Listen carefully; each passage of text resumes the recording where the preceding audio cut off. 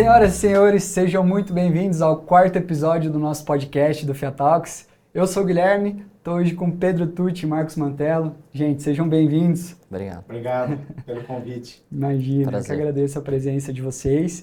E no episódio de hoje a gente vai falar de pitch e vendas, lembrando que o nosso tema mais amplo são negócios. E eu gostaria de agradecer muito a FIA pelo espaço, todo o time pela oportunidade, o estúdio aqui que vem nos ajudando, o pessoal da graduação também, Fiat Talks, e a Pixen, que é a nossa agência de marketing que faz todo o controle, os cortes do audiovisual. Então, muito obrigado. E aí, galera, bora lá? Bora. Isso aí. Queria que vocês contassem um pouco da carreira de vocês, da história e como vocês foram parar em pitch, vendas, por favor. Muito bom. Quer começar pelos mais novos ou pelos mais experientes? Vai. Manda ver, pode ser, Pedrão? Pode ser? Então, Por vou favor. começar aqui. Bom, obrigado pelo convite. É um prazer estar aqui com vocês e dividir um pouco da minha história e do que eu sei, né? Contando um pouco da minha carreira, então, eu me formei em Direito na USP, ali nos idos de 2013. Eu já trabalhava em escritório de advocacia com M&A, principalmente de companhia aberta, então eu estava até comentando aqui que fiz alguns deals famosos, né? Mas isso nunca foi uma coisa que eu gostava muito, assim, óbvio, alguns diziam até que eu fazia bem, mas eu não gostava de ficar, assim, 24 horas fechado dentro de um escritório, sem comunicação com as pessoas. Eu sempre achei que eu ia ter alguma coisa um pouco mais client-facing, assim, algo do gênero, conversando mais. E eu tinha essa ideia de que eu queria fazer a transição para o mundo de negócios. Em algum momento eu fiz, depois da minha graduação de Direito da USP, eu fiquei um ano no INSPER fazendo graduação de administração, até eu ver que o que eu tinha que fazer mesmo era um MBA lá na frente, e eu vou fazer isso na minha história.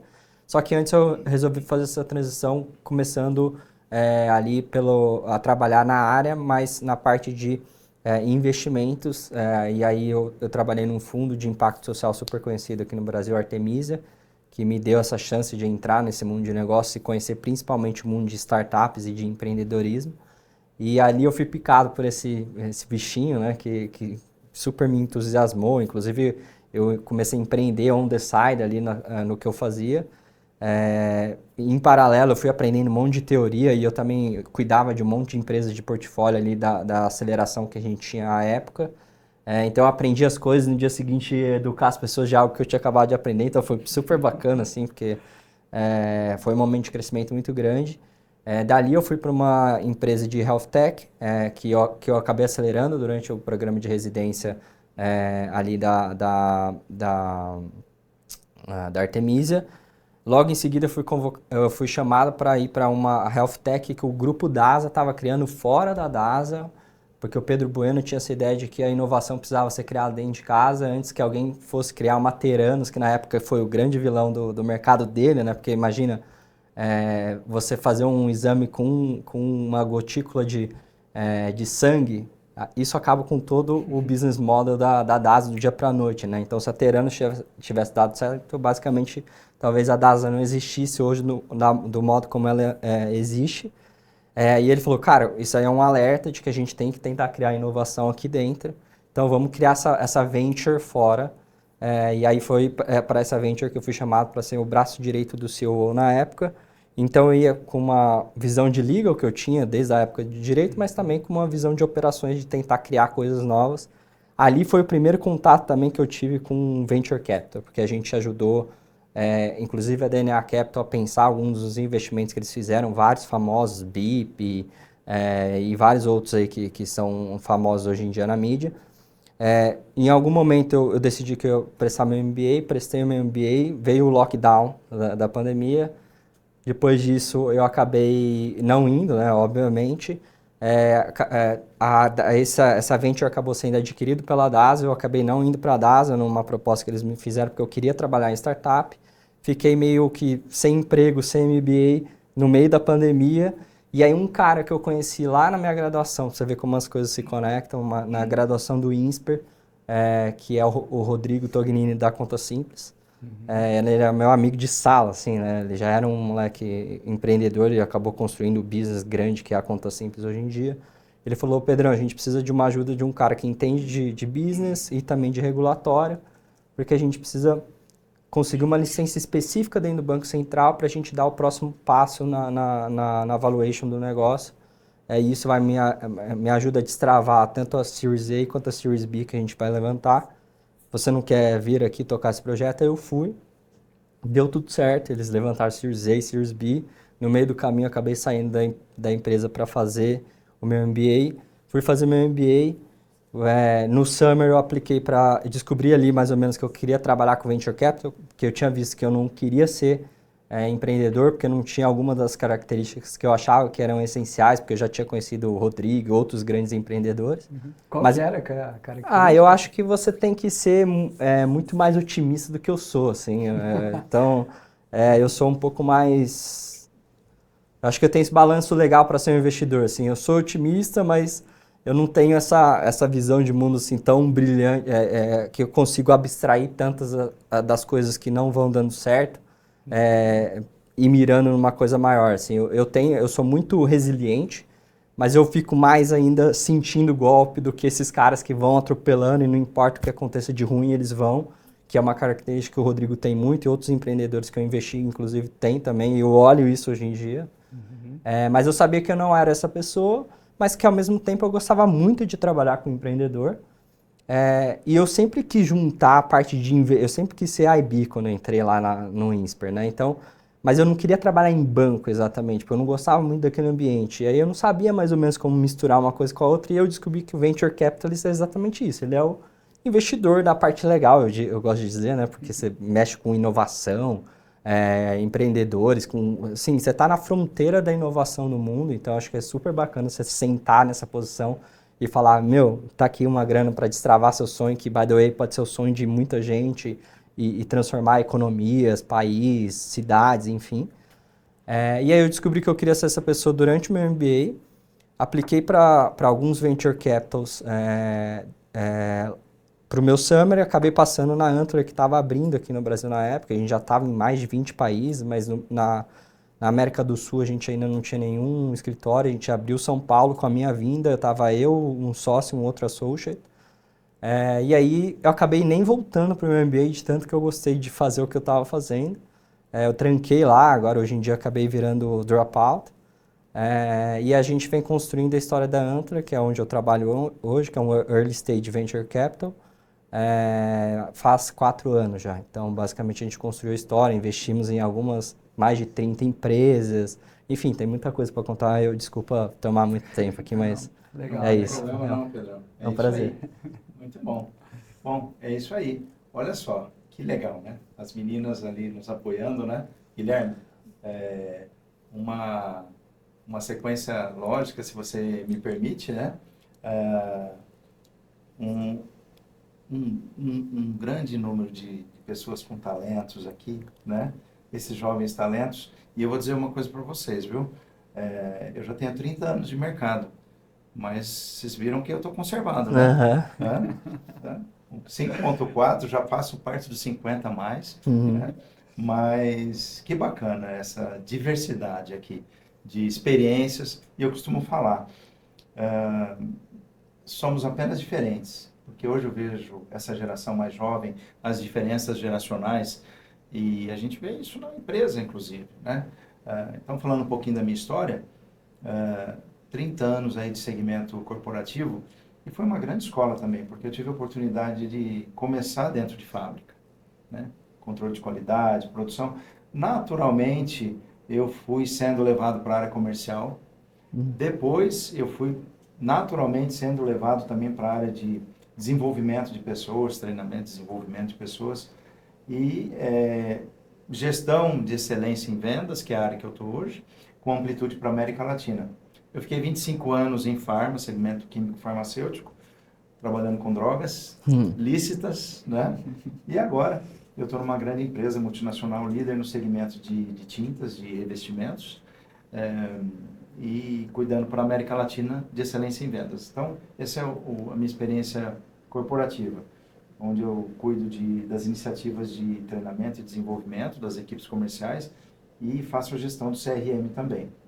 Em paralelo, ex-aluno do mestrado da FIA, com 2 filhos na graduação da FIA e aluno do doutorado da FIA e agora posso dizer de boca cheia também, né, professor do MBA da FIA, ótimo. com muito gosto. Então é isso, fazendo a transição saudável, né? Sim. Porque o dia que o mundo corporativo não me quiser mais, mas eu tenho lenha para queimar ainda, como a gente estava falando, né? O dia que eu não tiver mais o mundo corporativo, aí eu estou preparando com muita calma a transição, né, para o mundo acadêmico, para a consultoria. Mas, enfim, basicamente é essa a experiência, né? Então, 25 anos trabalhando com drogas e agora colorindo sorrisos, né, pintando o mundo.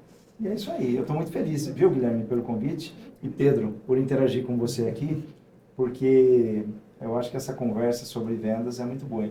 Estava falando com o Pedro. Eu, particularmente, gosto muito e é a área que eu atuo. Então, as disciplinas que eu faço no MBA estão ligadas a vendas, estão ligadas à comunicação, estão ligadas à negociação, à influência, à persuasão. Então, vai ser uma conversa bem bacana, porque somos de segmentos diferentes. Sim. E a gente se complementa, né? Então, Total. Obrigado total. pelo convite, viu, Guilherme? Eu que agradeço a presença de vocês. Para... Fiquei muito curioso com a parte de excelência em vendas. Uhum. Então não é só vender, Marcão, pelo que você estava contando. É excelência em venda, é um treinamento. Como que funciona isso, cara? Agora voltando a falar de excelência em vendas, né? É um nome chique, né? Excelência em vendas.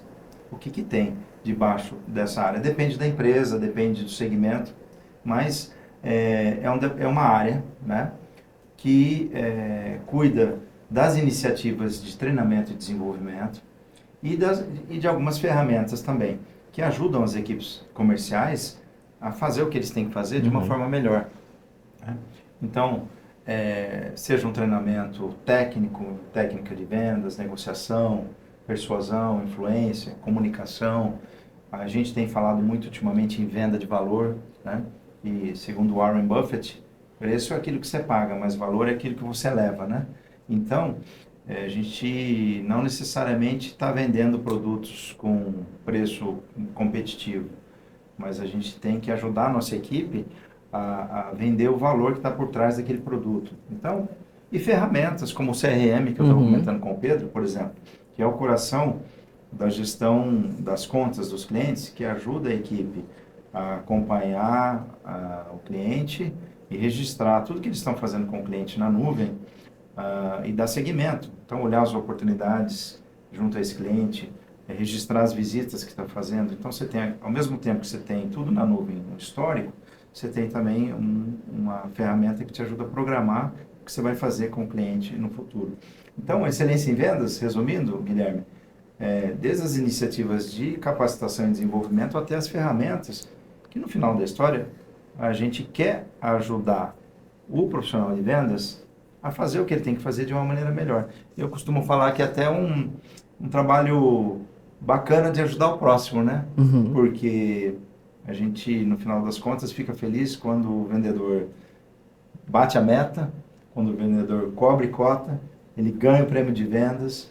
Então, e a gente está ali. Eu costumo falar que do portão para fora da empresa, eles estão lá lidando com os clientes. Eu costumo chamá-los de centro de lucro, não é nem centro de custo.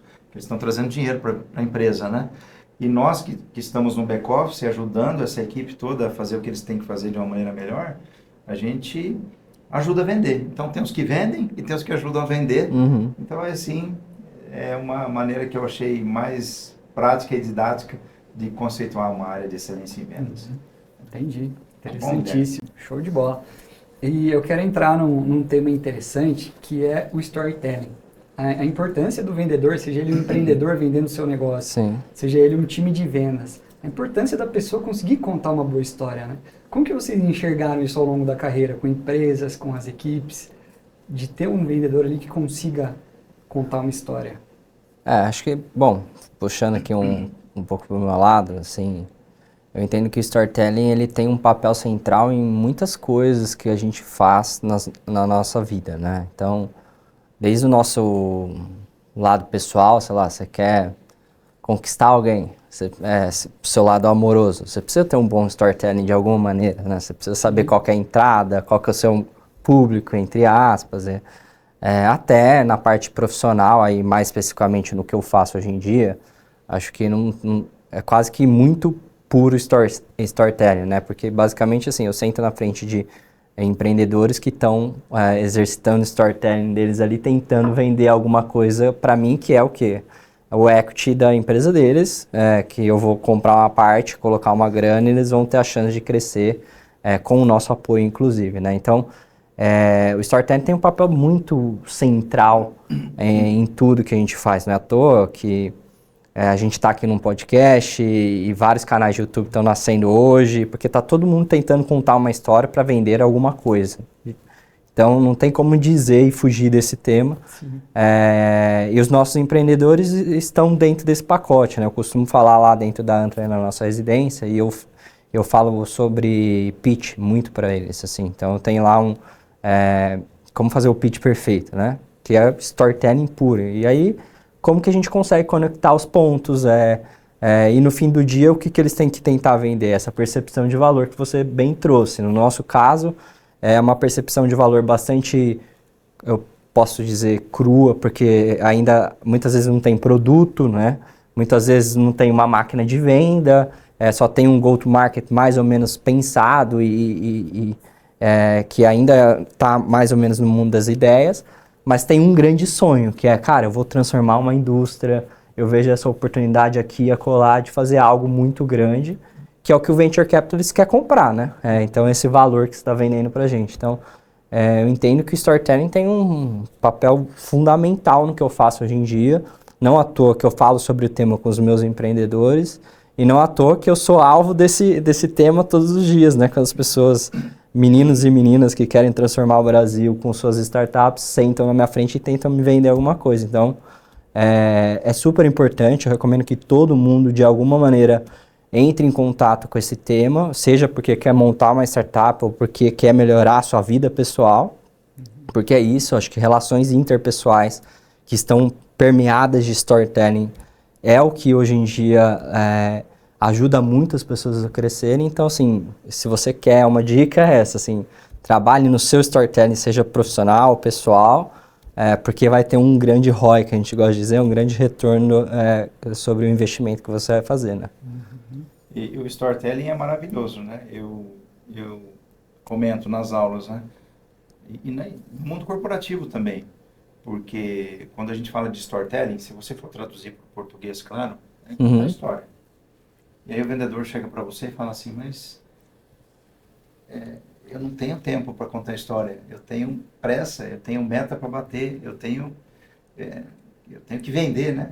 Aí eu falo, calma, guarde o melhor para o final. Porque a técnica do storytelling começa com isso, né? Começa com o primeiro passo que é, segundo o Robert McKee, aqui eu afloro lá do professor, então eu começo a citar alguns autores, referências, semania de professor. Por favor. Fica à vontade, cara. Mas Robert McKee é um dos principais consultores de Hollywood e é um dos papas do storytelling.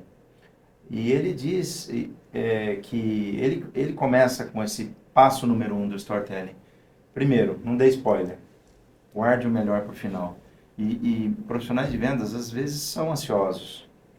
E começam num relacionamento com o cliente, numa conversa com o cliente, numa chamada de vendas, seja virtual ou presencial, já falando daquilo que ele se sente confortável a falar, que é do quê? De si mesmo, da sua experiência, da sua empresa, do seu produto e das características, vantagens e benefícios dos produtos. Isso para ele soa bem e ele se sente confortável porque esse é o dia a dia dele. Mas para quem está ouvindo, e aí fazendo um gancho com comunicação, né? Comunicação, você tem emissor e receptor. E mais importante do que eu falo é aquilo que fica. E então, o storytelling ele traz uma mensagem muito bacana que é, primeiro, não dê spoiler, guarde o melhor para o final. O que é o melhor? É o seu produto? É o seu serviço? Legal. Mas guardar o melhor para o final é 2, 3 minutinhos depois da conversa inicial. Não é muito longe, né? E aí sim, então, aí você identifica, eu até costumo brincar com as equipes de vendas, que não é storytelling, é store selling. Nice. Vamos trabalhar o store selling, ou seja, calma, não dê spoiler, guarde o melhor para o final. E aí você identifica, numa história de vendas, storytelling não é uma história, numa história de vendas, quem é o protagonista dessa história de vendas? É o cliente, né? É o cliente. Então você identificou o protagonista. Assim como num filme, numa série de Netflix, num filme de Hollywood, num comercial de televisão, por que ele prende tanto a nossa atenção?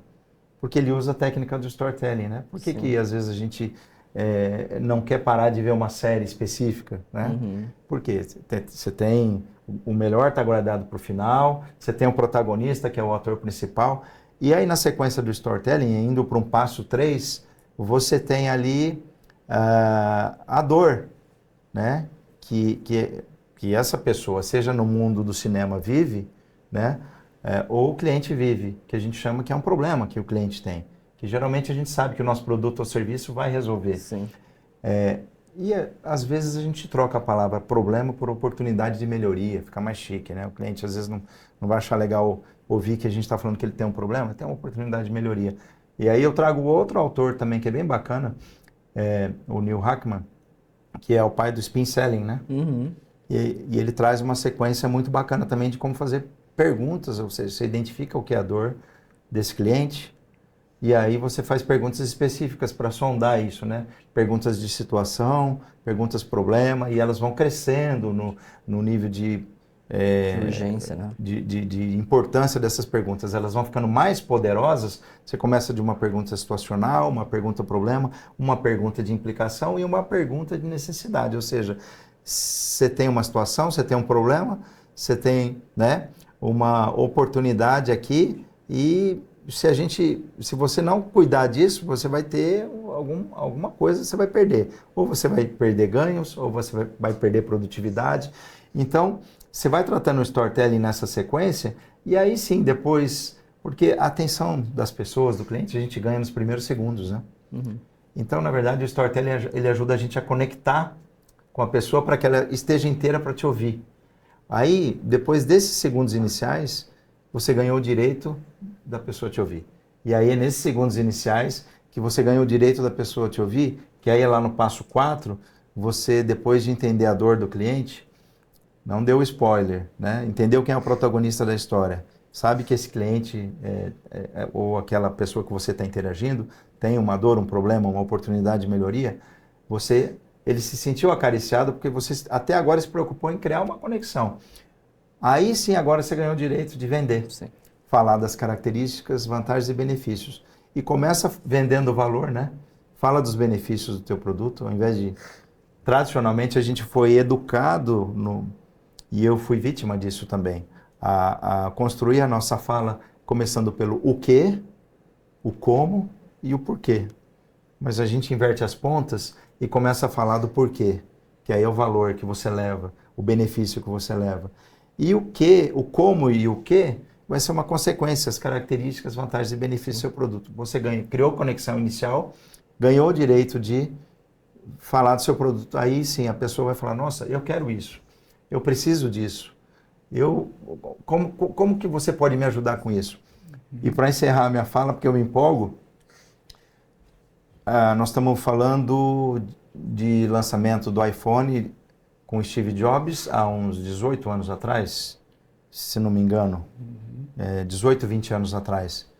E se você buscar na internet o vídeo que tem ele lançando o iPhone... Inclusive a gente vai reagir a ele aqui. Ah, eu separei legal. pra gente dar uma olhada no... Uau, a gente não tinha combinado, eu não estava sabendo disso.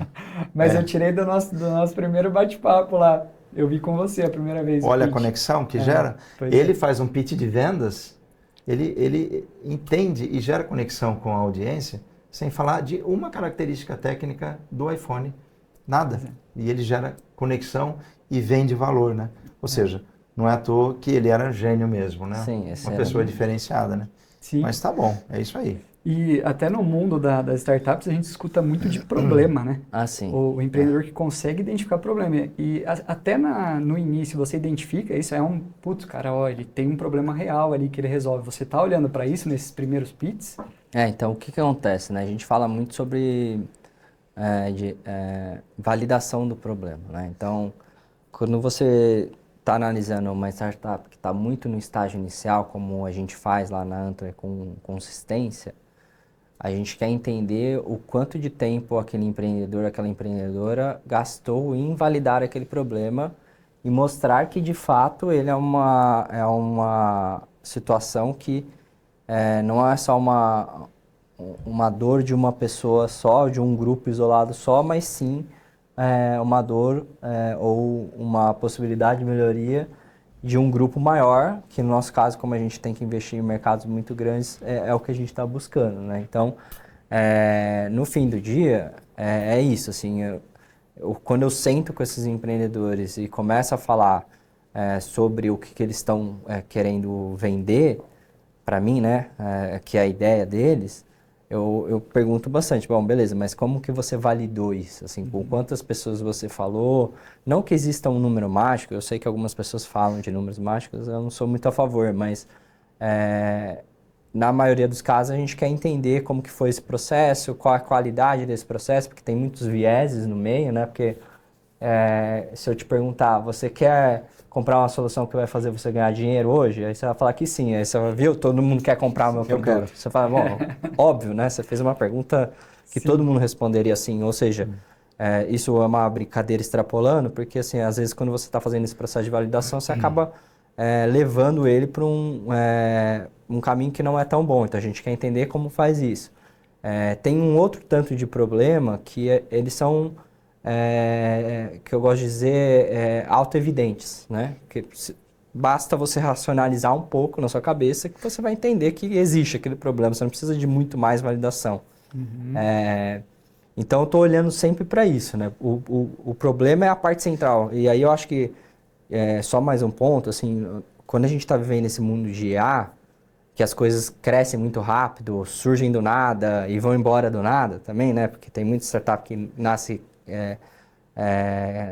e morre em um intervalo de 3 a 6 meses, mais do que antes, porque já existia isso, mas muito mais do que antes, por conta da facilidade que está de prototipar e criar MVPs hoje em dia, as pessoas têm esquecido muito dessa base que para mim é o core, assim, é o centro de tudo. Assim. Qual que é o problema que você está resolvendo? Acho que vou falar para o professor falou assim de urgência, né? Quanto mais você vai subindo a gente tem uma urgência que tem uma pirâmide que a gente fala que é a pirâmide do Early Evangelist, né? Que quanto mais você sobe para o topo dela, mais você está falando de uma real necessidade que a resolução daquela dor traz. Ou seja, eu tenho um consumidor que sabe que tem a dor. Eu tenho um consumidor que sabe que tem a dor e está buscando uma solução. Eu tenho um consumidor que sabe que tem a dor, está buscando uma solução e paga por uma solução alternativa. E aí você vai subindo. Então, no final das contas, você tem que tentar buscar uma dor que é real no nível que, assim, alguém já está tentando resolver isso, tentando usar arame e papel, assim, porque ele ainda não conseguiu achar um produto como o seu que vai resolver aquilo a um preço que é razoável para ele pagar. Então, assim, a gente está sempre olhando sobre esse viés, né? Será que esse empreendedor realmente está falando de uma dor real, que ele validou, que é uma dor, no nosso caso, né? Aí eu estou falando de um asset muito específico, um ativo muito específico é o ativo de Venture Capital, que, assim, eu não consigo, para nós não adianta a gente investir para ter um retorno médio, sei lá, próximo de uma taxa de juros normal aqui no Brasil. A gente precisa ter um retorno muito maior para aquilo ser relevante, porque a gente fala de venture capital, ou seja, capital de risco. Então, a gente precisa ter um retorno muito maior quando eu vou investir. O que quer significar no fim do dia que eu invisto em mercados grandes, que quer significar no final do dia que a dor é muito grande.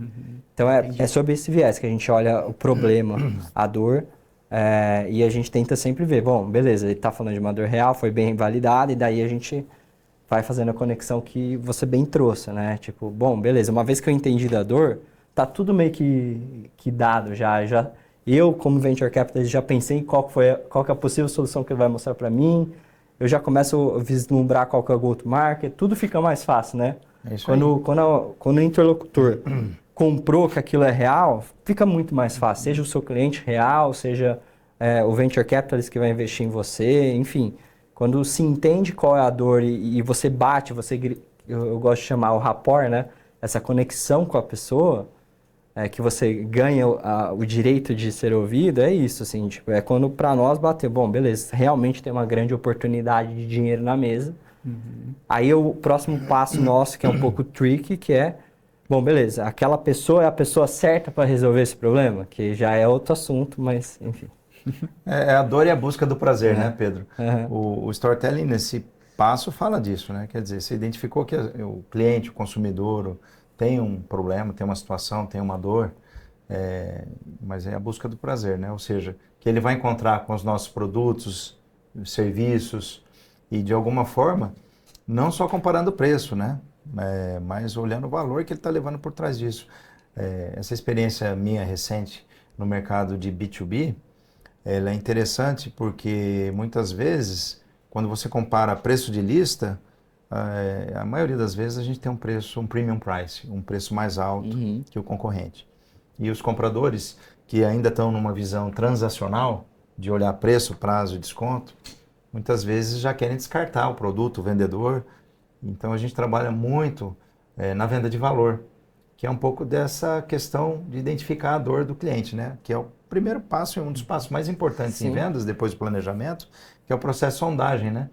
Que é você ajudar o cliente a identificar qual é o ponto de dor, né? Então, dentro da venda de valor, a gente costuma falar 3 tópicos importantes. Primeiro, identificar o que é valor para o cliente. Como você faz isso? Perguntando e ouvindo. Perguntando e ouvindo, né? Vendedor de valor não fala pelos cotovelos, né? Escuta, presta atenção, entende o contexto e faz pergunta inteligente. Depois, ajudando a fazer contas, né? Aí, identificou o que é valor, qual é o ponto de dor e o que é valor, né? Qual é o estado atual e onde ele quer chegar. Aí, então, quantificar o que é valor. Porque se for comparar só o preço do seu produto vai ser mais caro. Eu dei o exemplo do Steve Jobs, o iPhone não é o produto mais barato que tem. Não né? é. E, então, ele vem de valor. E aí, nesse sentido, fazer contas, usar a matemática, a calculadora, o Excel e fazer contas junto com o cliente para mostrar para ele o que ele está levando. Olha, meu produto, ele tem um valor agregado maior, mas ele te ajuda a ganhar produtividade na tua linha de pintura. Ele te ajuda a economizar hora homem, energia, enfim, no teu processo de produção, na tua estufa de secagem, te ajuda a ganhar economia de gás, emite menos CO2 para o ambiente. Olha, sustentabilidade, né? Ou seja, então, vender valor é olhar um pouco o jogo de xadrez de cima do tabuleiro e ajudar o cliente a movimentar as peças e entender. Então, primeiro, identificar o que é valor, quantificar o que é valor e aí, no final, comunicar o que é valor.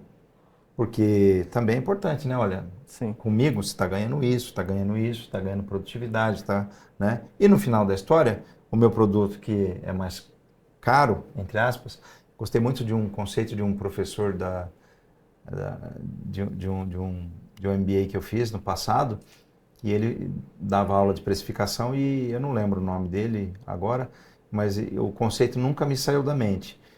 Caro é aquilo que não entrega o que promete, né? Ele falava isso. E a gente tem experiência na nossa vida pessoal com isso, né? Sim. Às vezes você fala, vou comprar ali, tá mais baratinho, mas aí você sabe que quando você compra aquele que tem um valor agregado melhor, você fica mais tempo e mais feliz com aquele produto. Então, nesse processo, fazendo uma conexão com o que você falou, entendendo os diferentes estilos das pessoas também nesse processo de comunicação, que é uma coisa muito importante, né? E aí eu faço um gancho com os estilos sociais também, né, Guilherme? Sim. Que são bem importantes também, porque as pessoas não estão mais com paciência e tempo para ouvir, não é verdade? Não é. Agora é tudo o menos 30 é mais, segundos, né? Não é? Exatamente. Tem alguns amigos que eu já até esqueço a voz deles originalmente, como porque falam muito e são prolixos, na mensagem de áudio do 1.5. Velocidade 1.5 ou velocidade 2.0. Sim, exatamente. Porque não dá mais. E aí, fazendo essa conexão com o pitch, que é certeiro, fazendo essa conexão de que as pessoas não têm tempo a perder, e com os estilos sociais, e mais importante no processo de comunicação do que eu falo é o que fica, é você também colocar nesse caldeirão todo a construção de mensagens de acordo com o estilo que o outro gosta de ouvir. Né? Se você pegar os estilos sociais, você vai ter lá, classicamente, o dominante, o analítico, um amigável, um expressivo. São pessoas diferentes. Eu costumo falar que não tem gente pior, gente difícil. Sim. Mas quem de nós, na vida pessoal ou profissional, não topa, às vezes, com pessoas que a gente fala, poxa, é mais difícil lidar com aquela pessoa, né? Ou a gente não tem tanta química ou tanta empatia. Mas aí eu falo pro pessoal, falo, não tem gente difícil, apenas pessoas diferentes. Talvez a gente não esteja levando a mensagem de uma forma que o outro gosta de ouvir, né? O dominante é mais prático, mais objetivo, ele quer ver o bottom line da planilha, né? Quanto que eu vou ganhar e etc e tal. Ele já diferente do analítico, que ele não vai tomar uma decisão se você não fornecer dados e fatos para ele. Sim. Esse vai debulhar uma planilha de cima para baixo, de baixo para cima, né? E aí vai, né? Então, olha quanta coisa legal que envolve o processo, né, de vendas, comunicação e tudo mais, né, Guilherme? Sim. E na minha indústria tem isso também a gente fala bastante para os empreendedores, né? Você sentar para falar com um fundo que gosta de investir na sua tese. Você vê como que as coisas se conectam, né? Porque não adianta você sentar para vender um produto para alguém que não gosta de comprar aquele produto, que não está acostumado, enfim. E a gente fala bastante sobre esse assunto, assim. Faça um estudo prévio, entenda quem é aquela pessoa, qual a necessidade, qual que é o desejo dele ou dela, para você poder sentar e poder agradar. E tem acho que assim, o melhor vendedor é aquele que sabe ler a sala bem, assim, sabe... e aí eu leio assim, no mudo, porque realmente você precisa escutar mais do que falar, para entender qual que é a necessidade real daquele seu cliente, para ver qual que é o ângulo de ataque. Bom, beleza, ele gosta, ele falou aqui de quais são as dores centrais que ele passa ali no dia a dia, né? Porque ele tem lá o jobs to be done, a gente fala, né? As tarefas a serem realizadas e os problemas que ele tem com cada uma das tarefas. Mas ele está valorizando mais essa daqui, então talvez eu tenha que falar mais dessa feature ou mais desse valor aqui que eu entrego do que aquele que é mais comum aqui, que talvez a maioria... E aí é isso, cada pessoa gosta de uma coisa, um mais número, o outro mais o sonho, o outro mais o meio ambiente, enfim, é isso, você tem que saber ler. O bom vendedor lê bem. Lê bem os estilos, né? E voltando ao lado professoral aqui, não posso deixar de... Estamos falando de estilos sociais, tem que dar os créditos a William Marston, né? Que tem um livro muito bacana sobre isso, né? As emoções das pessoas normais. E ele fala muito bem disso, né? Ou seja, olha quanta coisa que está envolvida. Você entender o estilo das pessoas, fazer um planejamento, fazer a leitura de ambiente, fazer uma análise antes de levar sua informação. Ou seja, ferramenta e conceito não falta. Planejamento, que é o coração de um processo de vendas, por exemplo. E eu, como vendedor que sou, né, tenho sangue de vendedor aqui nas veias, mas já errei indo visitar cliente não planejado. Mas quando eu fui planejado, a conversa fluiu melhor, eu acertei mais. E então, comparando o antes e o depois, naturalmente. E planejamento, ele também exige pouco tempo. Vamos pegar esse exemplo da mensagem de voz no WhatsApp. As pessoas têm o hábito de aperta o botão play e começa a falar. Antes de apertar o botão play, pensa um pouquinho no que você quer falar com a pessoa. Antes, se você fizer isso, você vai reduzir drasticamente o teu tempo de gravação, né? E é 30 segundos que você pensa, olha, eu preciso mandar uma mensagem para o Guilherme para falar sobre o Fiat Talks, né? E como a gente vai se organizar sobre isso, o ponto A, o ponto B e o ponto C. Legal, pensei, não deu 30 segundos. Agora eu aperto o botãozinho e gravo uma mensagem mais assertiva para você. Diferentemente do que as pessoas fazem, né? Tá andando, tá dirigindo, tá fazendo um monte de coisa, aperta o botão, né? E começa a falar como se estivesse ao vivo com a pessoa, né? Então, planejamento é importante também nesse processo, sim, né? Muito. Sim. Eu queria até explorar um pouco mais com vocês esses cases de falta de planejamento ou PITs que não saíram como esperado. Acho que principalmente para o aluno da graduação e para os alunos amigos, é interessante a gente entender o que deu errado também ao longo da jornada, né? O que costuma dar errado. Vocês têm alguma experiência aí para compartilhar de PITs ou momentos que que poderiam ser planejamento, por exemplo, Marcão, é uma coisa que costuma fazer diferença, né? Ferramentas que a gente está discutindo aqui, conceitos que ajudam a minimizar os erros, né? Ontem à noite eu estava pensando sobre o tema e perguntei para o Lorenzo lá em casa, eu falei, Lorenzo, o que é um pitch de vendas para você, né? E ele estava trabalhando no remoto lá. Ele falou, pai, pitch de vendas é você fazer uma mensagem o mais objetiva possível que convença a pessoa que você está interagindo, né? Olha, legal, gostei de te ouvir isso, ou seja, o menos é mais, né? A gente já ouviu muito falar do elevator pitch, Sim, né? muito. Que é elevator de elevador, né? E o pitch que a gente já sabe, pitch, se a gente for traduzir o pitch do inglês para o português, é proposta, né? Sim. É proposta. Mas tudo bem, é um pitch de vendas, né? Ou seja, uma mensagem curta, rápida, de vendas, convencedora. E o elevator pitch ficou muito na moda uma época porque é como se você encontrasse alguém que você tivesse que convencer numa subida de elevador, né? Ainda tá na moda na minha indústria, tá? Então, Só para dizer que ainda continua. Porque eu falo isso ainda nos cursos de vendas.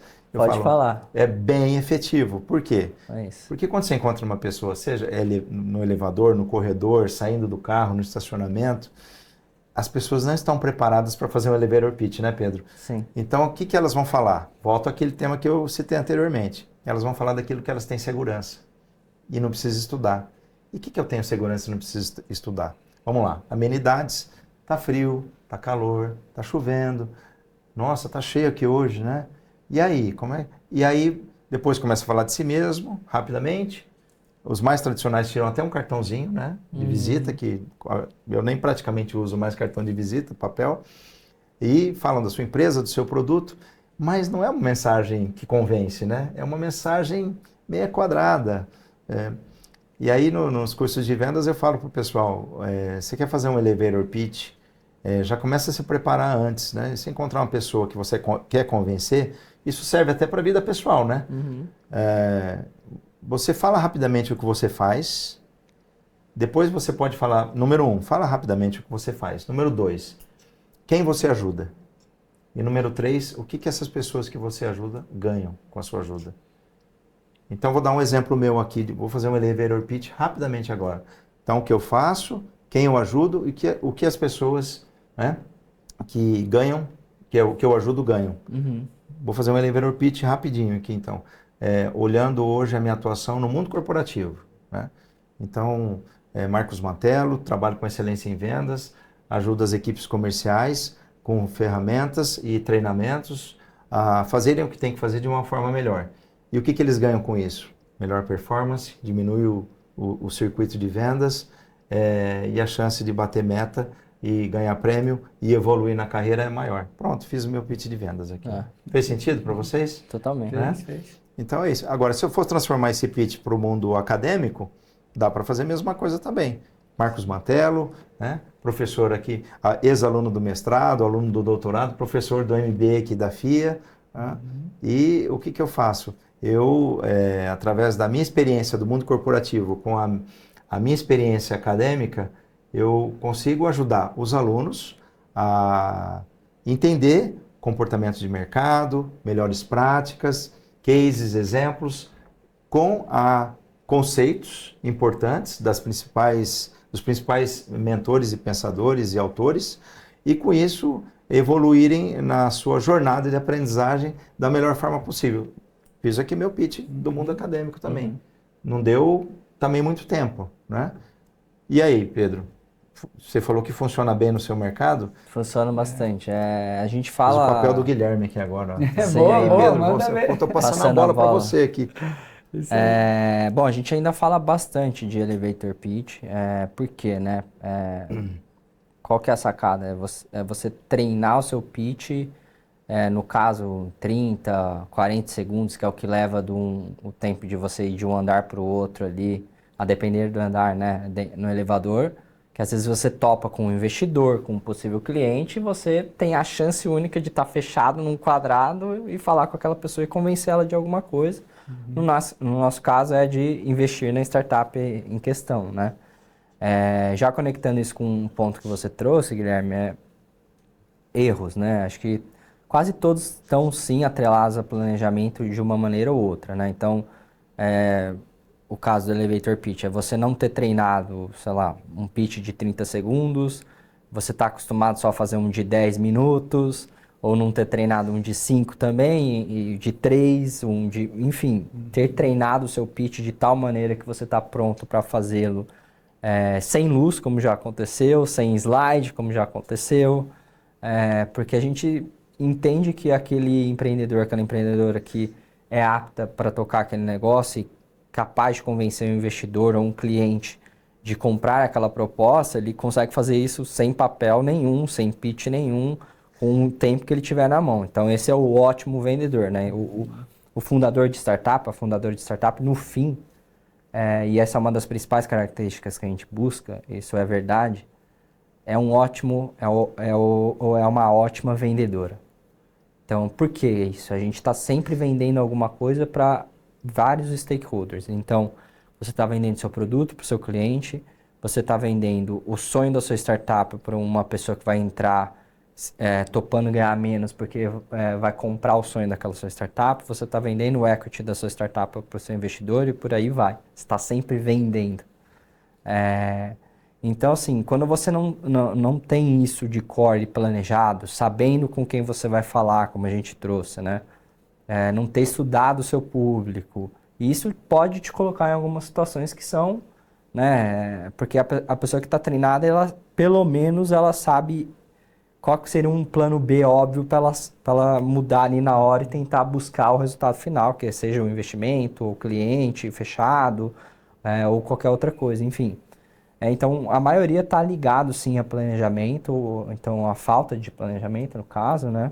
Uhum. Outras coisas que já aconteceram, né?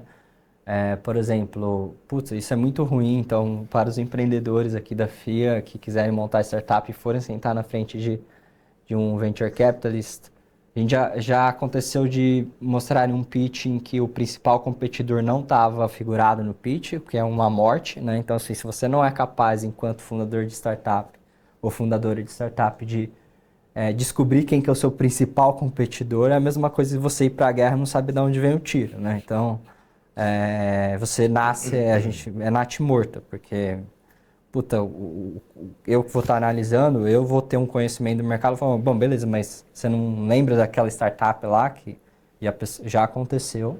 Uhum. Então, isso é uma das coisas, só para ilustrar um ponto.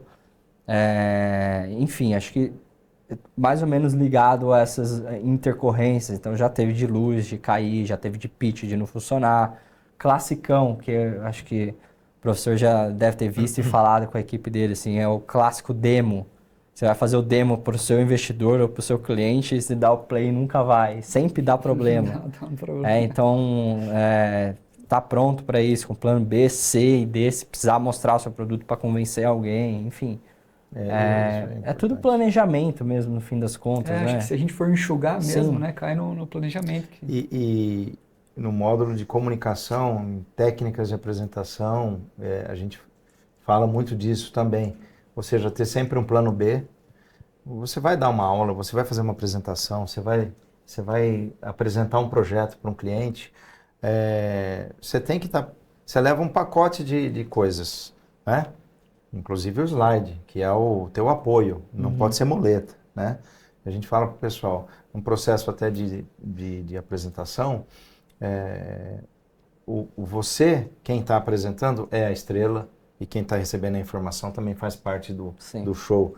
Mas você falou de cair a energia, cair a luz, você tem que estar preparado para isso, por isso que a gente fala, 95% de sucesso de uma apresentação, seja de um projeto, de uma aula, enfim, de um treinamento, é você dominar o assunto.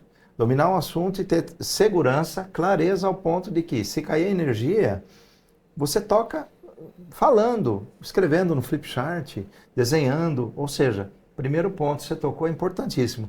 E o plano B, plano C também. Eu muitas vezes vou para aula, ou vou para um programa no mundo corporativo, com um pacote de coisas. Eu já tenho na minha mente o que eu vou usar. E aí termino. Não necessariamente eu usei tudo. Por quê? Você faz leitura de ambiente, você fala, opa, aquele vídeo que eu tinha pensado não vai encaixar aqui hoje. Né? E tudo bem. Você fez o planejamento, você está por trás dos bastidores, quem você está apresentando não sabe das escolhas que você fez. Plano B, plano C, né? Leva uma anotação, leva um handout, caiu energia, você não tem tanta segurança, porque eu falo, o slide não pode ser muleta. É um apoio visual só, mas Sim. E ali você vai. E presenciei muita situação desse tipo que você falou. Vai apresentar um software, alguma coisa, e na hora não entra, dá o play, não vai e tal, e o programa está perfeito. Mas isso, né, já dá uma gelada, né? Já quebra um pouco o clima, né? Então é isso, tá preparado. O Guilherme tocou muito bem nesses pontos aí. Uma coisa que eu acho curiosa, que eu lembrei aqui enquanto a gente falava, que assim, não é somente storytelling, que é muito importante para vocês, como eu já disse, mas é entender que fatalmente você vai estar vendendo alguma coisa enquanto você estiver trabalhando, assim. Eu achava que eu nunca ia ser vendedor e que eu não tenho esse talento, talvez eu não tenha mesmo, mas eu nunca achei que eu ia estar numa posição que eu ia vender alguma coisa, né? E hoje em dia eu trabalho com scouting na Antler. O que é um scouting de um fundo? Basicamente, eu tenho que achar quem são as próximas startups, empreendedores e empreendedoras que vão mudar o mundo e, por consequência, vão aceitar um investimento nosso.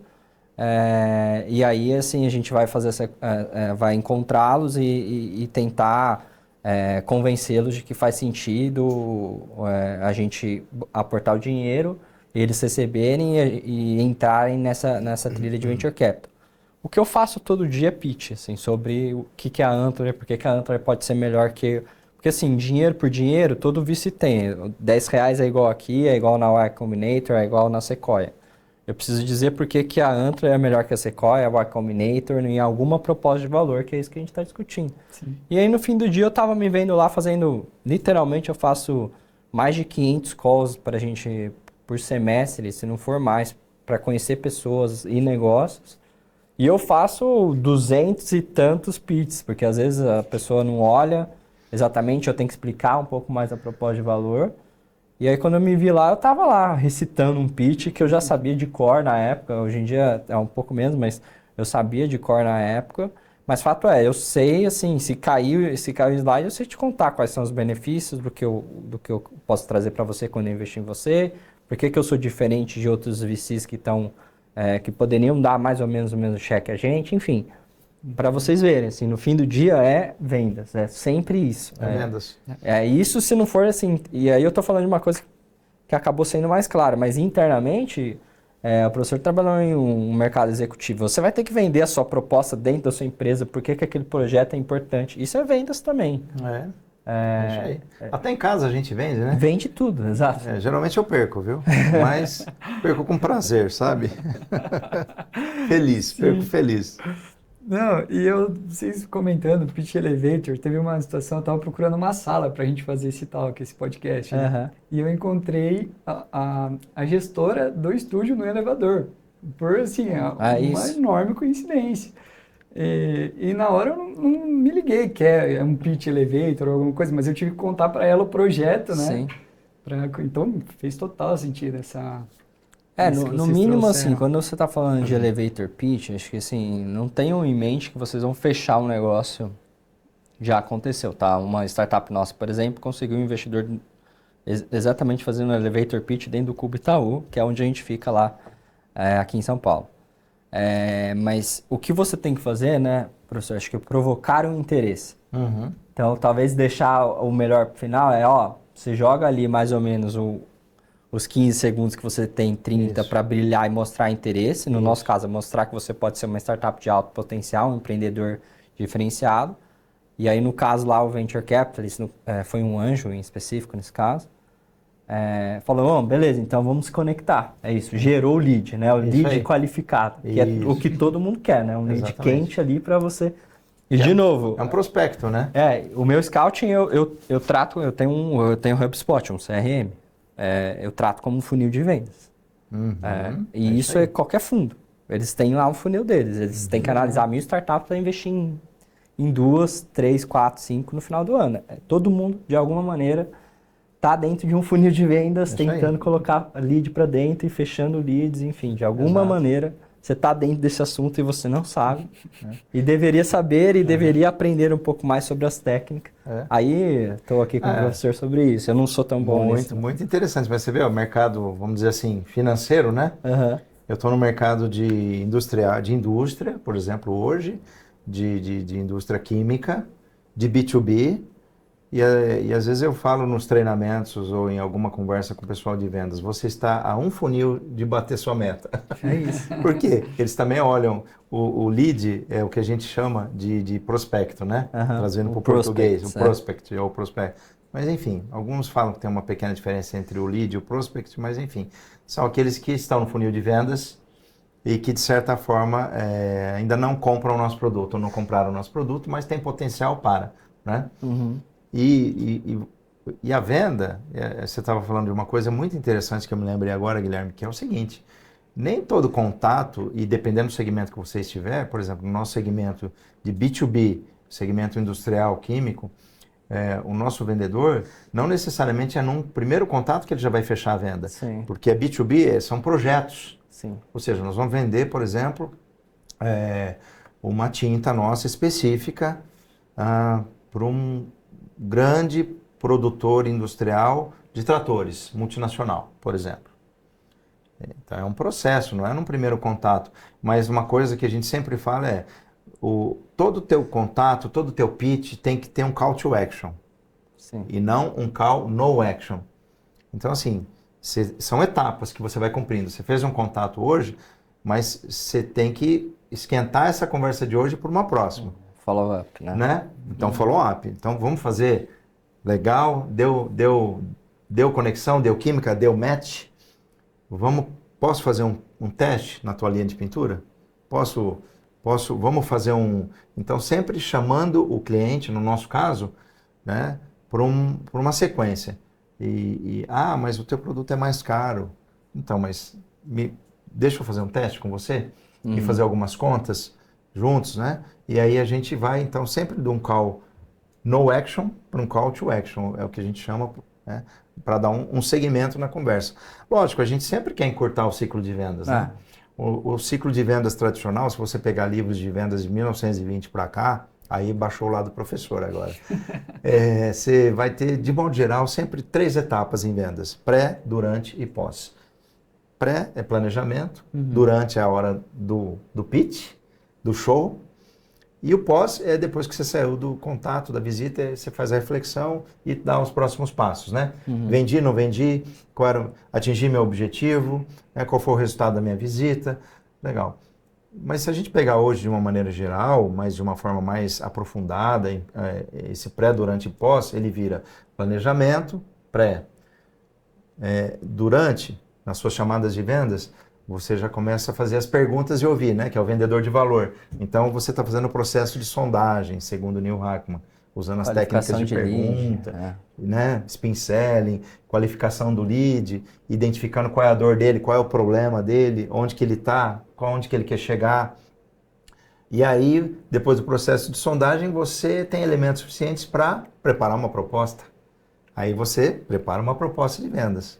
Aí o próximo passo você vai apresentar a proposta de vendas.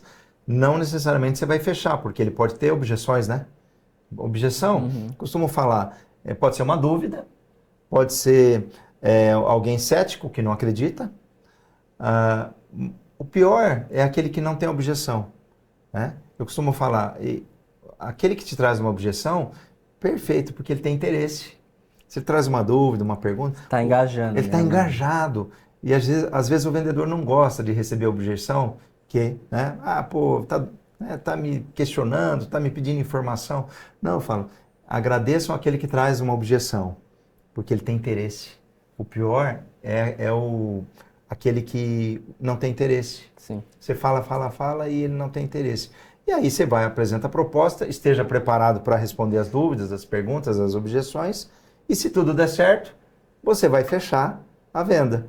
E acaba aí? Não, porque ele tira a cartola de vendedor e coloca a cartola de gestor de projetos, porque tem que acompanhar o pedido, a entrega, o produto na linha de produção, com assistência técnica, Ou seja, é um processo de venda consultiva. É o pós-venda. Diferente da venda transacional, que se eu for vender um carro para alguém e anunciar, eu talvez vou ver essa pessoa que comprar o meu carro uma vez só na vida e nunca mais, não é verdade?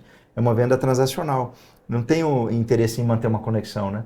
Diferente do nosso negócio, que a gente quer manter esse cliente como conta, uma conta importante, manter ele no nosso painel. Então, a gente trabalha dentro do processo de venda de valor, venda consultiva de valor, porque a gente quer ter esse cliente crescendo dentro do nosso CONE, né? Sim. CONE, que é das iniciais do acrônimo em inglês que a gente usa, né? De contas-chave, contas existentes, contas novas e contas oportunidades. E se eu olhar o CONE, está no acrônimo em inglês, né? CAD, Key, por exemplo, conta-chave, né? O O de contas oportunidade, opportunity, o N de new, contas novas, né? E o E de existing, contas existentes. Então você tem no teu painel, no teu CRM ou no teu funil lá, tá passando um monte de coisa. As contas-chave são as que tem a galinha dos ovos de ouro, né? As suas contas grandes, né? Importantes. Você tem que cuidar com carinho para não perder. As contas existentes talvez não sejam contas chaves importantes, mas elas estão lá, são contas menores, são contas existentes, também te mantém um certo nível de faturamento. Mas eu costumo brincar com o pessoal, do CONE, qual é o que vai te fazer crescer, o que te vai aumentar o share of wallet, que a gente chama, né? A tua parcela de participação no mercado. É o ON. E aí eu faço uma conexão do ON com ON de ligado. Tá ligado. Né? Tá ligado. Porque são as contas oportunidades que estão no funil e as contas novas que você está botando para dentro de casa que vai te oxigenar. A gente tem exemplo no nosso negócio, dentro dessas unidades de pintura industrial, né? Dentro de alguns segmentos, que só de new business, de contas novas, foi o que garantiu o crescimento dessas divisões, foi trazer contas novas, ou seja, oxigenar, né? Sim. Agora, muito bem o que o Pedro falou. Para oxigenar, você precisa de lead, funil, prospecto. Então, e para prospectar, você precisa passar tempo fazendo isso também, porque muitas vezes o profissional de vendas só quer atender as contas existentes. E é aquela história, né? Estamos chegando perto do final do ano, Natal, Ano Novo. A gente tem aqueles pedidos clássicos que a gente faz quando vira o ano, né? Vamos pegar os mais clássicos que as pessoas fazem? Idioma e academia, né? Eles são clássicos, não são? E aí eu gostei muito de uma definição que eu vi da palavra foco. Eu fiquei com ela porque é a que fez sentido para mim. O que é foco? Foco é onde você passa o teu tempo. Então, vira o ano, a pessoa pula as ondinhas lá e fala, eu vou fazer academia. Mas está passando tempo dentro de uma academia de ginástica? Não. Sim. Eu vou melhorar meu idioma, mas está passando tempo dentro de uma escola de idioma, seja virtual, presencial. Então, foco é onde você passa teu tempo. E eu falo para os vendedores, você vai oxigenar a tua carteira, você vai crescer e trazer novos negócios, se você colocar na tua agenda, no funil de vendas, falar com prospectos, Sim. com leads, né? Aí você abre a agenda do vendedor e você não vê. E aí é assim, dentro do seu estilo, do seu dia a dia, da sua rotina, é o quê? Eu vou falar com um por dia? Eu vou falar 1 hora por dia? É de acordo com o seu negócio, né? Com o seu business. Cada um tem uma conversão, né? Mas coloca, né? Exato. Por quê? Senão você não está passando tempo prospectando, né? Mas você sabe que a gente até está se alongando nesse assunto, mas acho que ele é o central, né? E aí eu vou fazendo as conexões enquanto a gente está falando, né? A gente costuma dizer que até um ditado, acho que do Vale do Silício, que eles dizem que o empreendedor, o first time founder, né, empreendedor de primeira viagem, ele se preocupa com o produto. O second time founder, o empreendedor de segunda viagem, já com experiência, que é o que todo venture capitalist quer investir.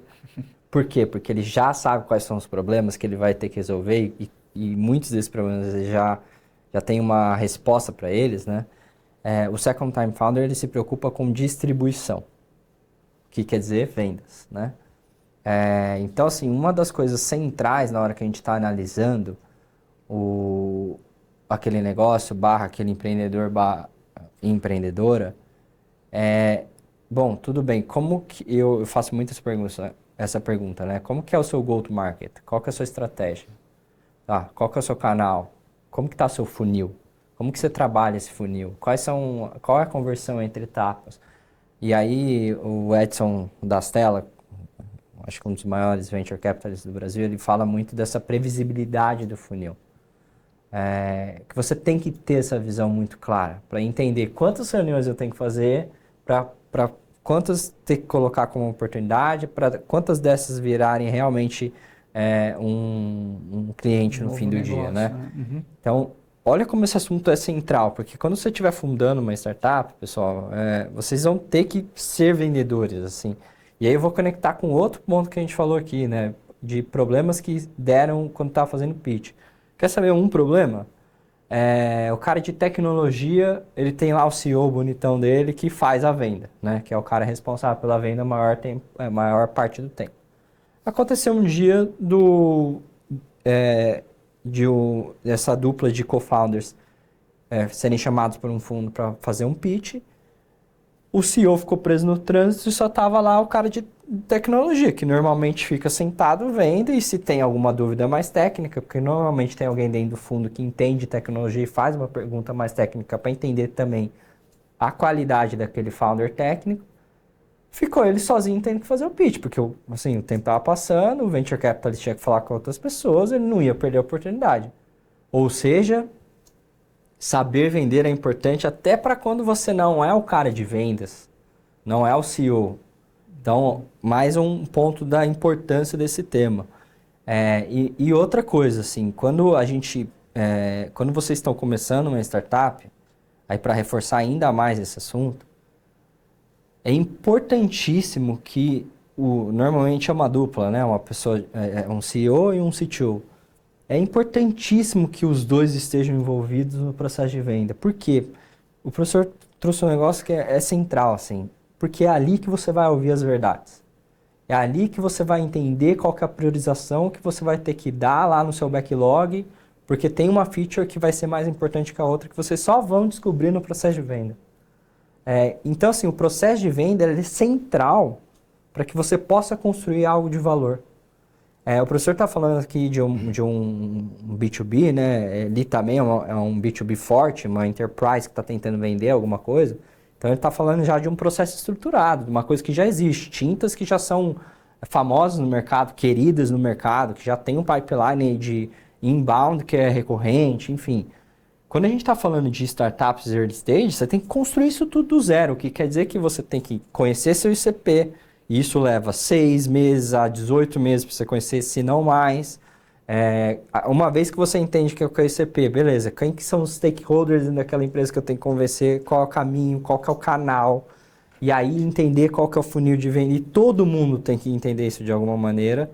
E aí quando eu estou falando de founding team, assim, todo mundo mesmo.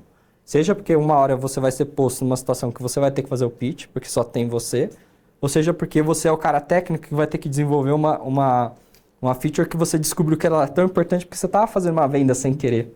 Uhum. Você fala, cara, eu vi isso e eu vi que isso aqui é importante, então eu preciso dar prioridade no meu backlog. Ou seja, vendas está muito conectado com o meu mundo e é central naquilo tudo que a gente faz, porque o que adianta eu investir numa startup que não cresce? Exato. Uma startup que cresce é uma startup que vende, né? E aí, no final dos contos, E fez total sentido esse complemento de visões, né? De um lado uma indústria, né? E do outro lado startups. Startups, indústria. Funcionou bem. Você me permite? Claro. O Pedro falou aqui de algo que me fez lembrar de coisas importantes dentro do processo de vendas, porque os cursos de vendas antigos, os vendedores antigos eram muito focados em produto. E hoje, vender valor, o foco é no cliente. E eu achei bem interessante essa conexão que você fez, que você falou um pouco disso também, né? Você falou produto e agora cadeia, né? Uhum. Cadeia, de certa forma, eu faço uma analogia com fluxo, cliente, né? Entender todo esse processo. E a gente fala isso tanto em sala de aula como no mundo corporativo, para as equipes comerciais também, né? O produto é importante? É importante. E é a obrigação, você tem que saber vender seu produto. Mas no processo de conexão com o cliente, o foco em vendas hoje é você entender as necessidades do cliente, se conectar com o cliente, né?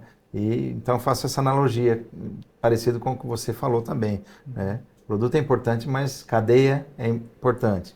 Produto em vendas é importante, mas foco no cliente, né? Sim. Customer centricity é importante, ele, né? Ou seja, entender as necessidades do cliente, aí tudo bem, você conecta as necessidades dele com as diferentes áreas da empresa, né? Se é uma área de finanças, se é uma área de crédito e cobrança, se é uma área de produção, se é uma área de desenvolvimento. Sim. Você, dentro desse olhar de Customer Centricity, conecta essas áreas, né? Muito bom, que bacana, hein? Sim, eu queria já aproveitar esse assunto top para a gente ver um pitch vamos. do Steve Jobs. A gente Boa. vê um cara que sabe, né? Vamos lá. A produção consegue colocar pra gente? Tem um muito legal também, um outro pitch do... É o outro, aí esse. É bem curtinho, 2 minutinhos pra gente, corte, né? Today, we're introducing 3 revolutionary products of this class. The first one is a widescreen iPod with touch controls.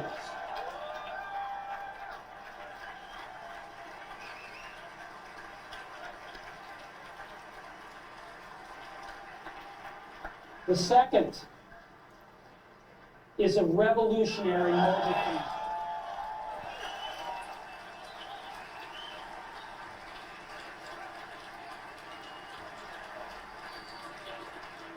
And the third is a breakthrough internet communications device.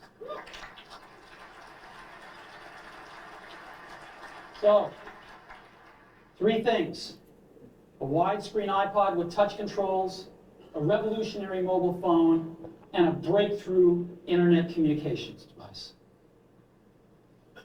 An iPod, a phone, and an internet communicator. An iPod, a phone. Are you getting it?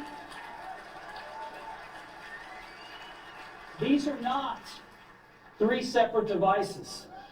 This is one device. And we are calling it iPhone. Today, Apple is going to reinvent the phone. And here it is. Você vê, utilizou muito bem, não é um pitch maravilhoso, mas utilizou muito bem as técnicas do storytelling, né? E estamos falando de quase 20 anos atrás, é isso, né? Me ajudem com as contas aí, quando lançou o iPhone. E preciso, assertivo, né? Você vê que ele coloca informação suficiente para você entender do que ele está falando. Não deu spoiler, deixou o melhor para o final, entendeu a dor e a busca do prazer da audiência, do público, entendeu o mercado dele, que ele queria atuar, e aí sim mostrou os benefícios. Geralmente o vendedor começa falando característica, vantagem e benefício. Característica técnica, maçante de ouvir, é o que o produto é. Vantagem é o que ele faz. E benefício, o próprio nome está falando, né? No final da história, o que eu ganho com isso, né? Sim. Entendeu muito bem o público dele, a audiência. Não falou de uma característica do iPhone, não falou de uma vantagem, falou de vantagens conectadas com benefícios, mas aí sim, agora a pessoa, ele criou conexão com a audiência e vendeu através do pitch. Agora a pessoa quer entender mais como funciona o aparelho, ela vai na loja. É igual seguro. Seguro também, tem um comercial de seguro também, que eu uso às vezes em alguns treinamentos também, que é muito bem disso. É um comercial que não fala absolutamente nada técnico de seguro, mas vende seguro. Porque fala que a vida de uma criança não tem preço, e vende previdência, vende seguro e tal. A pessoa se sente, eu preciso disso, eu quero isso. É igual ele gera isso nas pessoas, essa sensação, né? Eu quero isso, eu preciso disso. E não é preço, né? Porque a gente sabe o preço. Sim. É valor. E conecta. O que eu acho genial no que a Apple fez é... Primeiro que ali ele criou uma necessidade onde não existia, né? Porque assim, se eu fosse perguntar, você quer um telefone on steroids? Sim, todo mundo já tinha um BlackBerry que funcionava super bem, todo mundo queria ter um BlackBerry, comprava esse valor, né? Mas eu acho que a gente gosta de falar que às vezes porque existe aquela questão que a gente estava trazendo, né? Que é o back to the basics. É sempre você montar uma startup com base num problema que realmente é um problema grande. É um problema que é uma dor clara, que as pessoas querem resolver e tudo mais, né? Mas existe um outro rol de startups que acabam surgindo e ficando gigantescas, que eu acho que eu coloco um pouco a Apple dentro ali desse rol, uma oportunidade. Era uma oportunidade. Assim, o outro exemplo clássico que eu dou é o Facebook. Você vai me dizer que o Facebook resolveu um problema que todo mundo tinha, que era... Assim, ele começou com uma página na internet para saber se você era solteiro ou não na universidade. Cara, não é uma dor isso, você concorda comigo? Mas era uma baita oportunidade, entendeu? E disso virou um colosso, que hoje em dia realmente resolve várias dores, o grupo Meta como um todo, né? Mas, e aqui acho que é a mesma coisa, assim, no final das contas o cara é uma oportunidade junto com uma visão que o Jobs trazia, que é uma visão revolucionária. Ele costumava dizer que os consumidores não sabem o que eles querem, né? É um pouco isso. Ele olhou o que esses caras iam querer, e aí uma vez que ele ofereceu essa oportunidade literalmente na mão das pessoas... Elas quiseram. Uma vez que você experimenta... Assim, eu vivi essa época, tá, pessoal? Desculpa, eu sou velho mesmo. Mas assim, quando eu nem tive um BlackBerry, que já era uma baita de uma experiência, sempre quis ter um, né? Mas não tinha dinheiro na época. Mas que o pessoal já achava demais o BlackBerry, quando você oferece essa oportunidade na mão, essa experiência... Meu Deus do céu, assim, nunca mais ninguém quer nada com teclado, acabou, assim, né? Olha a mágica que o cara faz, né? Sim. E assim, só um passo antes dele fazer essa apresentação, o quanto de pessoa fascinada que ele já tinha com relação à marca Apple. Porque é isso que o professor trouxe, assim, a Apple, ela vendia mais no passado, mas vende exclusividade, por isso que ela cobra muito caro. E naquela época era ainda mais, né? Criou uma conexão com a marca, e você vê um auditório lotado de pessoas assim, querendo saber o que vai acontecer, e você pode ter certeza que no dia seguinte estava todo mundo comprando, independentemente se era o iPhone, que no caso foi uma baita revelação, ou se hoje em dia é o iPhone 15 pro 16 que não muda nada, né? Só muda a câmera lá, enfim, outra discussão, mas...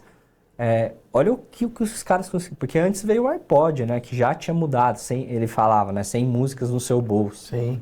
Que já era revolucionário, né? No filme Jobs, ele fala, testando o Discman lá, que era uma bosta mesmo, né? Desculpa o termo. Que era ruim, né? Corta lá, por favor. Que era ruim, eu lembro disso, que chacoalhava, parava a música, era horrível. E aí ele já tinha revolucionado uma indústria que era a indústria da música, com isso criado essa paixão em torno de uma marca que te permite criar uma percepção de valor que quase que não existe. Se você for parar pra pensar, cara, pelo amor de Deus, entendeu? É um pedaço sei lá, enfim, coisas que se você junta não deve dar $100 para construir, mas que no final das contas, assim, para os usuários tem uma paixão, assim, tem aquela devoção, eu sou parte Isso que eu acho maluco, assim, eu posso dizer que ele construiu, que a marca bebe até hoje, né, disso. Sim. Porque realmente eu acho que as inovações foram incrementais de lá para cá, assim. Não teve nada de... Cara, ninguém revolucionou um mercado como ele... Dois mercados como ele... Três, né, porque o da computação, o do áudio e o da telefonia, né? E até faz ligação, se precisar, né? Ou seja... Não, hoje em dia, ninguém nem quer saber da ligação. Ninguém liga para ninguém liga mais. Assim. Deixou de ter a função principal que nasceu, né? Exatamente. E você estava falando de idade, não se incomode com isso não, porque eu fui uma versão antes desse aparelho que você falou aí, de fita cassete. Aquele que você era um tijolão, esse eu assim, vivi ó, também. na cintura, Experimentei. com fita cassete, mas tudo bem, tá? Só um capítulo à parte, pessoal. E uma coisa interessante que é aquela história, né?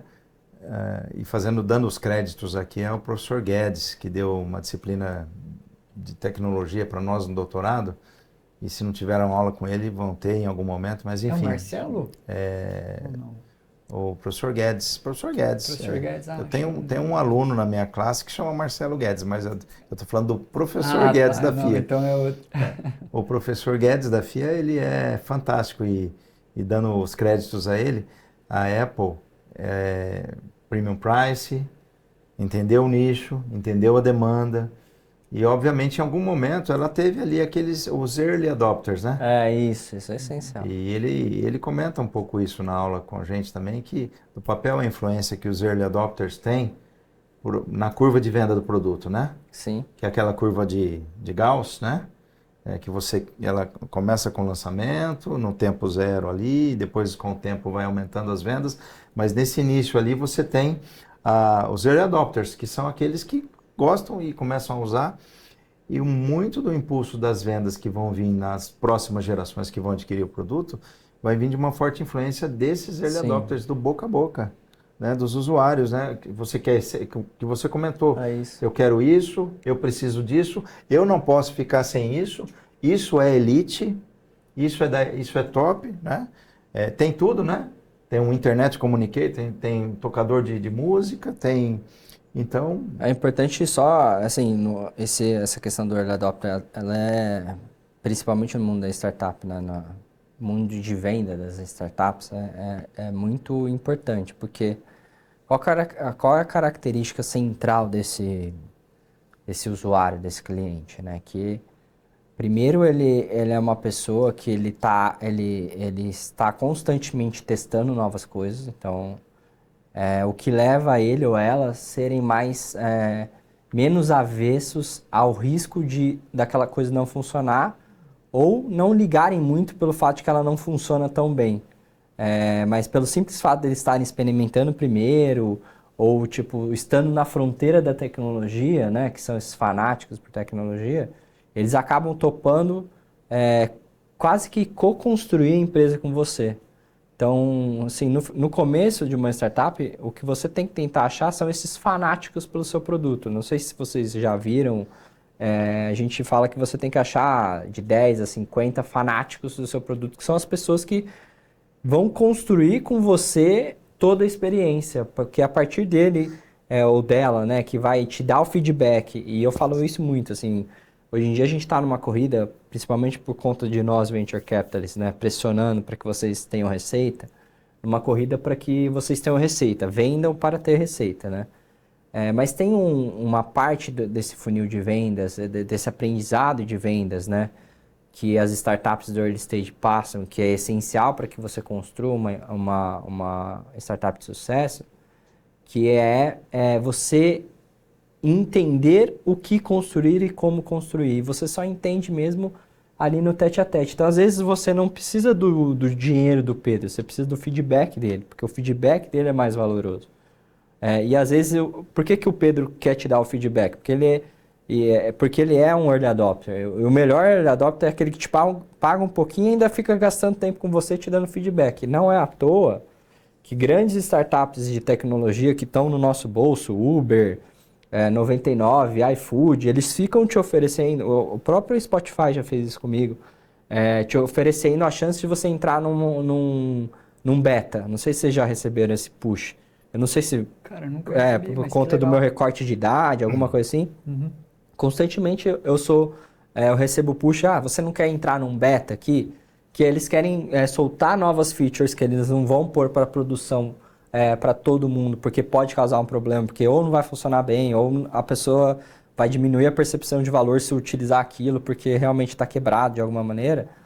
Mas eles colocam na mão de algumas pessoas, que é um círculo fechado, para que testem, recebam feedback e daí a partir daquele momento decida, bom, beleza, vamos ou não vamos colocar isso em produção para todo mundo, né? Interessante. E esse aí é um teste que se faz dentro de startups que já são consolidadas, mas esse é o teste básico que você tem que fazer para começar a vender, para achar esse early adopter. Lá na nossa residência, eu gosto de usar muito a analogia da Segunda Guerra Mundial, né? Do dia D, né? Você precisa achar a sua Normandia. Por quê, né? Porque a Normandia é o ponto de entrada. E aí o Early Adopter, no livro clássico que trata sobre esse problema, que é Cruzando o Abismo, o Early Adopter é o cara que, como na Normandia, te permite cruzar o abismo. No caso ali da Segunda Guerra Mundial, assim, era um ponto-chave estratégico para você começar a livrar a Europa do nazismo. Mas no caso da venda de startups, o Early Adopter vai ser o cara que vai fazer você pular o abismo, ou seja, você não vai morrer. Você vai sobreviver o bastante para começar a tracionar, entender o que você tem que construir. A partir daquele Early Adopter, você expandir, porque aí você já vai começar a colocar na mão de pessoas que não são tão predispostas a produtos quebrados, mas que já, a partir da experiência que foi evoluída, começam a comprar e aí você cruza o abismo, né? Uhum, e aí, o que é cruzar o abismo? É você conseguir levantar rodadas, né? De seed, Series A, construir produto, vender e crescer. É isso. O que faz você... E aí o exemplo que faz você cruzar o abismo é você achar o Normandia, que no caso é o seu Early Adopter. É aquele que vai conseguir te carregar. Então eu digo que você constrói uma feature, que é uma feature matadora. Em torno da feature você faz um produto. Em torno de um produto você faz uma startup de sucesso. É assim que começa. Com o apoio do Early Adopter. Daquele ser que você precisa achar. E essa é a grande dificuldade. Tá? Ele tem que acreditar. Exatamente. Né? Então, às vezes, você nem cobra dele, mas você ganha um feedback tão valoroso que é isso que vai fazer você ter sucesso. Porque às vezes você está tão preocupado em cobrar, ganhar dinheiro, e isso é culpa nossa também, que a gente está pressionando. Faz parte do sistema de como o jogo é jogado hoje em dia. Mas as pessoas esquecem que o feedback, para nós, do early stage, é a coisa mais importante. Porque às vezes você quer vender, você não vende. Porque você vem com o pitch de venda fechadinho, bonitinho. É isso aqui que eu vou te vender. Você não está disposto a ouvir o feedback. Aí ele tem uma objeção, né? Não estou disposto a te dar de graça para você, pelo menos por um período, sei lá, qual é o modelo que você vai adotar, para você testar e você me falar qual que é o problema. E a partir dali eu evoluir, entender qual... então isso é super crucial, né? É importante. Não, enfim, tá muito tudo legal. Quanta coisa bacana, hein? Até a Segunda Guerra entrou no meio do... Tô aprendendo bastante isso aqui também com você, viu, Pedro? Olha que bacana esse mercado de startups financeiro, né? Foi muito um baita aprendizado, galera. E a gente está encaminhando aí para os minutos finais já, um papo que rendeu, Poxa né, vida. gente? Rendeu, né? E fica esses finalmente para vocês deixarem um recado aí para o pessoal, para as empresas, se quiserem mandar um abraço. É o momento que a gente tem aí também. Agradecer de novo vocês pela presença. Eu gostei muito, anotei coisas. Tem bastante coisa para a gente explorar desse talk, hein? É uma honra estar aqui com vocês, né? Obrigado pela oportunidade. Parabéns pelo profissionalismo de vocês. Eu conheci o Pedro hoje aqui também. A gente, a partir de agora, já vai também ter uma conexão bacana. E parabéns a todos vocês, inclusive todo mundo que está atrás das câmeras, dos bastidores. Tem uma galera aqui, gente. E olha, eu vou falar, um pessoal profissional, né, Pedro? Sim. Então, assim, gente, gratidão por estar aqui. É uma troca. Então, ao mesmo tempo que eu estou compartilhando um pouco dessa minha experiência, essa quilometragem no mundo corporativo, no mundo acadêmico, ter uma conversa de alto nível aqui com o Pedro, com você, Guilherme. Eu espero que isso, de certa forma, incentive, estimule vocês que estão nos vendo, que estão nos assistindo, que estão emprestando seus ouvidos aí e tirando uns minutinhos, né, Pedro? Que vocês peguem o melhor disso. Óbvio, falamos aqui um bom tempo, 1h30. Pegue 1, 2, 3 pontos que faça sentido, que vai fazer a diferença para você, né? E a gente deseja, da minha parte, genuinamente, que vocês prosperem, que vocês sigam fazendo o que estão fazendo da melhor forma possível, seja na vida pessoal ou profissional, tá bom? Obrigado e um grande abraço e um beijo no coração de todo mundo aí. Bom, acho que igualmente agradecendo a FIA pela oportunidade, agradecendo a todos aqui que fizeram parte do podcast, seja aqui na mesa, com essas presenças ilustres que enriqueceram tanto o debate, como também o pessoal do back aí ajudando. Vou já tomando uma aula aqui do professor, fazer um call to action, então todos aqueles e aquelas que queiram empreender, que busquem a Antler. A gente então atua no super early stage. Eu estou a todo momento buscando startups que estão começando, empreendedores e empreendedoras que estão começando essa jornada, que querem construir um negócio que pode ser um negócio que vai transformar o país, uma startup de sucesso, de alta escalabilidade. Nos busquem, me procurem. O Guilherme pode fazer a conexão a partir de agora. A gente vai tentar estreitar cada vez mais os laços com a instituição FIA para entender como que a gente pode trabalhar mais junto e gerar mais leads, né, professor? É isso aí. Então, fazendo aqui o meu call to action, depois de ter passado por essa aula. E, por fim, de novo, obrigado aí pela oportunidade. É um prazer aqui e estou à disposição. Obrigado, gente. Bem, eu agradeço muito a sua audiência. Novamente colocando aqui a FIA Business School, todo o apoio, muito obrigado, gente. FIA Talks, meus amigos da graduação, por todo o apoio, toda a ajuda, que estão ali nos bastidores também. E a Pixel, nossa agência de marketing audiovisual, que cuida da edição e diversas outras coisas aí no nosso backstage. Convido você para os próximos episódios e para sempre estar acompanhando a gente nos canais. Muito obrigado, até mais!